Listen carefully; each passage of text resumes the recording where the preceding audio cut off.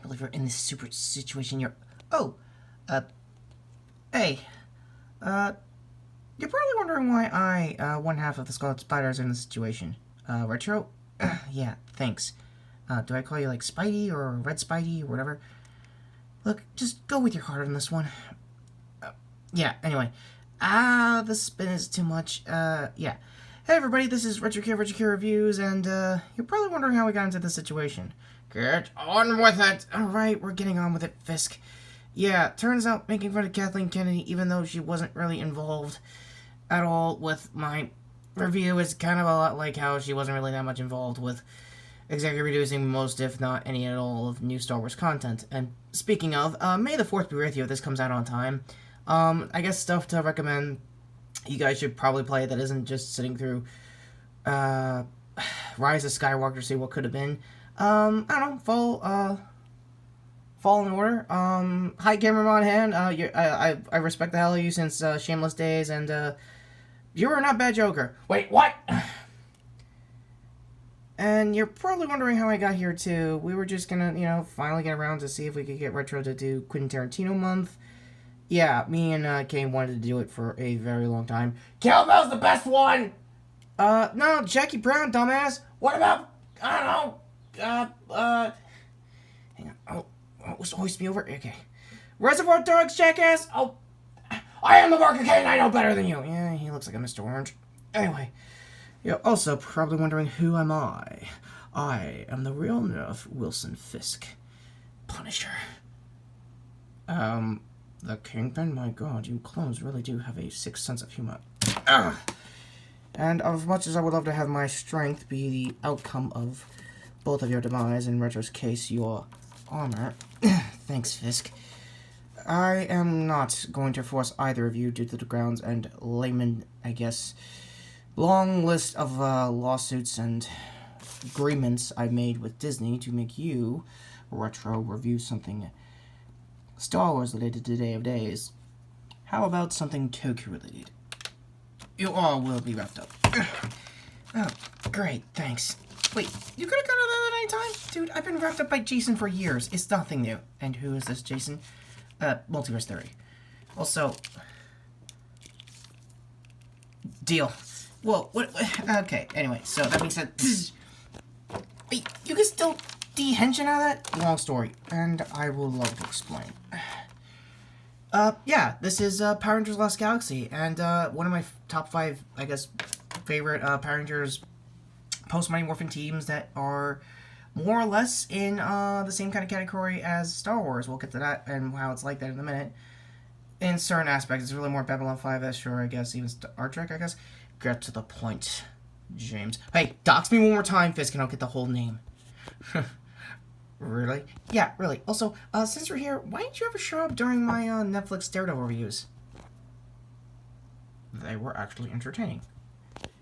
Good to hear. Review, go. Actually, I do owe everyone a very long overdue Toku news, so let's start off at the top with...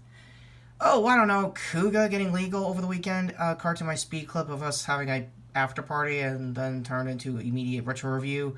Yeah, long story there, but yeah, I burned through a assload of episodes. I think I'm currently a little over the recommended amount that I really should have.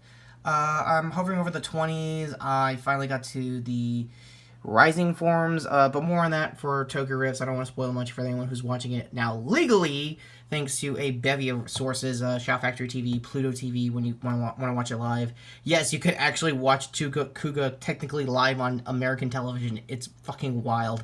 Swears aside, the one I'm mainly using that helped me burn through a lot of episodes and to get the Rising Forms arc is Tubi TV. It's in the same kind of category. It's still using Shout Factory and Pluto's feed. It's absolutely free. You don't even need a account. It sounds like I'm selling out and finally getting those ad sponsorships and stuff like that, but nah, this is actually a genuine service I highly recommend. And no joke, I'm just in general happy for Tokusatsu, the now network they made for Shout Factory to go off of.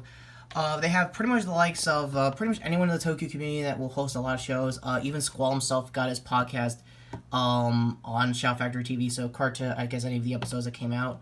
More importantly, I'm just happy in general that we had Hongo come out last month. Now, just having Kuga here first is great for the Heisei era, and really, I guess I know they jumped a hell of a line just to get to Kuga, but if you're going by era, that makes sense. And I'm not saying 01 could get legal, because it would take an arm and a leg for those toys to even get merchandised, but seeing how far they're going with all eras of Rider, it could be possible we could get a lot further stuff and a lot past stuff in the background. It'd be cool. So, that being said, let's get back to the review in question. Power Rangers Lost Galaxy. Another card to, I think, Linkara's History of Power Rangers, because, again, he covered it a lot better. So, let's start with the basics that I can do here. The Sentai was based on was Gingaman. It also among a bevy of previous 90s Heisei era Sentai shows did get Shout Factory DVD, so please support the official release. I'm gonna leave Shout's website if you guys want to order it yourself. Again, I'm sounding like I'm plugging a lot, but in Lost Galaxy's case, it had a good team. This was keep in mind a post Mighty Morphin era, very literal, the year after, and Saban was trying to figure out what to do afterward. And they had come up with a lot of good subplots and stuff. Not a lot of actors in this core team actually popped, other than the Red Ranger Leo. I forgot his actor's name. IMDb down below, but I definitely remember Sierra Vincent, the Yellow Ranger, with a very good reason. IMDb down below for her career if you guys want to see how far she went. And in a cool way, not in a jokey way. Anyway, the reason I remember Leo is that in real life he's an actual lawyer. Oh my god, I've played myself. DJ Khaled's right. Oh, okay, Khaled's right. Hang on. Reformation. Yeah, Khaled's right. Also, it's kind of roomy in here with this new suit. I don't know. Fat jokes in front of me. Hey. Team Fat here, dude. Team Fat. So, yeah. I don't know. Another reason why you would want to remember this team is that one of them actually legit died for a while. Well, not really. It was Kendrix Morgan here. I forgot the lady she played by, but no joke, when the show was happening, she had actual Hodgkin's lymphoma. I think it was cancer, a low-level version. I think Greg Miller had the same thing too. And ironically, she beat the cancer just in time to come back, and the person that replaced her was actually someone from in space. Andros' sister. Yeah, astronomer herself, and the fact they had a crossover episode explaining the situation, helping each other out, and their crossover with, I think, In Space at the time, was actually pretty damn cool, too. It was a good passing of the torch to the Mighty Morphin and coming into the rest of the Saban era. So, by taking pretty well. And, there's a certain Six Ranger that's one of my top 5 favorites. I've always wanted their Morpher because, ironically, his Morpher was from Ghost Ager, not the show that came after Zoo Ranger. If you know what I mean, that's the one that got Tommy's White Ranger. That one. Yeah. The reason why I really wanted that, because the guy that played him is cool too. Also, Terra Ventures, the new base of operations and setting, the reason being, it's basically a living starship. Keep in mind, this is where we get to more Star Trek iterations, and I'm trying to keep it more Star Wars basic with pretty much the Rangers' weapons here. They're not full-on lightsabers, but they had that Excalibur Chosen One kind of mythos. And again, I highly recommend Linkara's History of Power Rangers, because he covered it a lot better than pretty much anyone in the community. I myself would have done Gigaman footage and see how it compared and contrast. Mostly monsters, mostly weapons. Another reason why I like the Magnum Defender, he was pretty much in the same league of a lot of Six Rangers at the time in the Mighty Morphin era. They were just suit actors or aliens that just had a bad hand in life and wanted to move on. And when he gave a successor, aka Leo's brother, Matt, I think he was the oldest. And the thing about Terra Avenger, their military has Starship Troopers armor, and you could tell it was like a leftover design or something they left over for, I guess, a planned sequel. That all being said, hi, Peril Verhoeven. I might do a retro review of your stuff someday. Just trying to see when, I guess, RoboCop turns 40 or 35. Not really much of a long story, because that's the full explanation. So, about that Magnum Defender. Oh, and the headshots for everyone here. You forgot to mention that. Well, my memory card, I guess, whatever's the mobile equivalent of a memory card, is kind of dragging, and I gotta wrap this up. This is why you have low views, no patience. Oh my god, you sound like my mother. Oh, wait, is that the Lightning Collection version of the Magnum Defender, which I believe is still in your residential area? Oh no. You idiot, what have you done? If you complete this Retro Toku review of Lost Galaxy, you may have awarded interests. Don't do it, it's a trap. It's too tempting not to review. Dude, you're a toy... Oh god, you're a toy reviewer. It's way too tempting. Fisk, is it true? I'm a man of my word, and during this quarantine it made me think of many things. Money is not one of them, nor destroying both of your lives. Yeah, I gotta cut out anyway too. Yeah, and I'm wrapped up with, I guess, modified webbing? What the hell is this stuff? Adamantium. Oh, great. Now I gotta hope I don't get scabs and stuff. Alright, whatever. Okay, so, Magnum Defender. Easily one of the fan favorites, like I said. If you played, any of the, fighting games that came out, more specifically, I guess, Legacy Wars in my case, dude spams that, beautiful little not at all sword shotgun, kind of like an asshole, but, his Zord is just basically his form. And a lot of Six Rangers were like that too. I think, what's his name? The Great and Powerful Ninja from the Mighty Morphin era, basically Season 3, was basically Zord 2. More or less, I guess, with those kinds of characters that are kind of in the Ultraman status of growing to their own, to be in the same size with them during the fight. I think Tommy might have had that too in the Greeting of the Evil days. Again, don't quote me on it.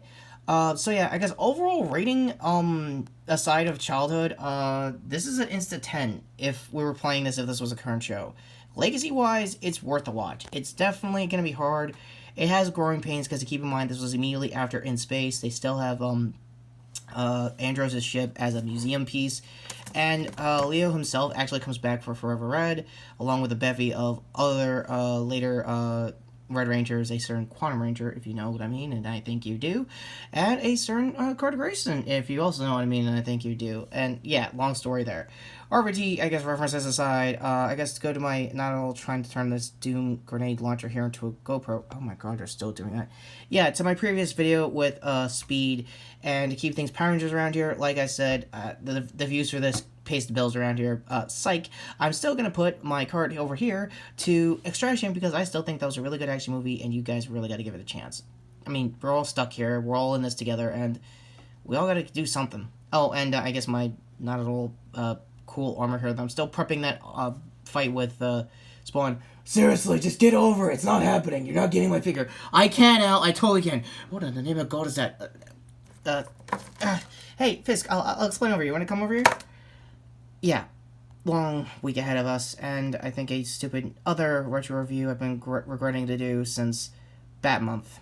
You'll know probably later this week. Till then, take care, and for real, Power Rangers Lost Galaxy is one of the great past Mighty Morphin teams that you totally should see. It's definitely worth your time, and from the look of it, everyone in the cast are all awesome people too if you meet them online or you go to cons the last couple of years. And, oh yeah, I forgot to mention this old Tumblr thing about Kendrick's Morgan. I forgot what post or who I've been following, but he or she always been putting the hashtag Kendrick's Morgan dying for this. And, long story short with her character, she's basically Pink Ranger Jesus. Yeah, not enough pink energy in the world could explain that. That being said, take care, subscribe, hit the notification bell if you want to see more weird jokes and stuff, or more Toku-related content, which, as it stands, makes more sense. So, hopefully, if I ever do more, I guess, 01 reviews, I gotta get around to doing a marathon of that since I'm this bored. Take care, subscribe, I want you to care what you care views, and, Fisk, you better not be bullshitting about that Magnum Defender figure.